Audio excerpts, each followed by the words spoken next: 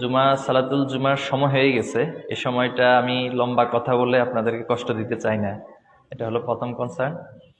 আর নিঃসন্দেহে আপনারা এখানে যারা আছেন, আমি যতটুকু জানি, খোঁজ খবর জানি, আপনারা ইসলামকে অনেক বেশি ভালোবাসেন। চট্টগ্রামের মানুষ এমনিতে ইসলাম প্রিয়, এটা ভৌগোলিকভাবে এবং ঐতিহাসিকভাবে প্রমাণিত। আর এই অঞ্চলের মানুষ ইসলামকে শুধু ভালোবাসে না, বরং ইসলামকে প্রতিষ্ঠা করার জন্য তাদের নিজেদের সর্বোচ্চটুকু দিয়ে চেষ্টা করে। এটাও আমি জানি। এটা সত্য তো? আলহামদুলিল্লাহ।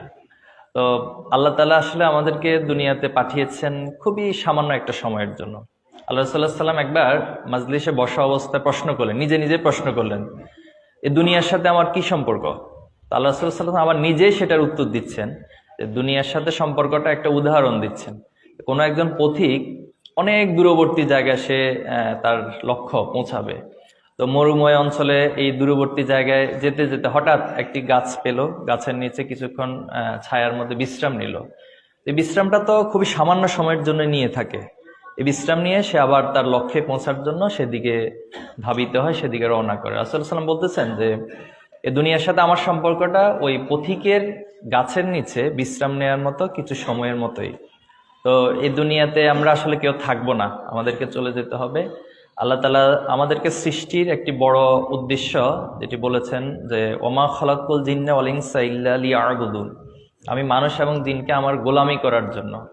এই গোলামির সংজ্ঞাটা আমরা মানুষ হিসেবে, আল্লাহর গোলাম হিসেবে অনেক সময় ভালো করে বুঝতে পারি না।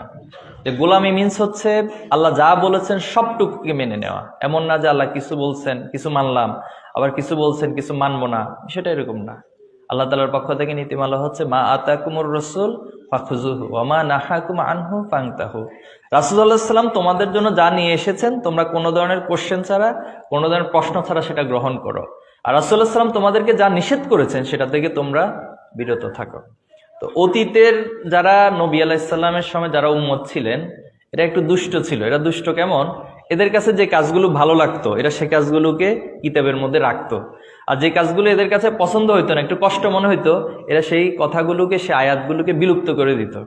কিন্তু কোরআনের একটা মজেজা হলো, কোরআনের মধ্যে কেউ হাত দেওয়ার ক্ষমতা নাই। আছে কারো একটা শব্দ এখান থেকে বিলুপ্ত করার ক্ষমতা আছে?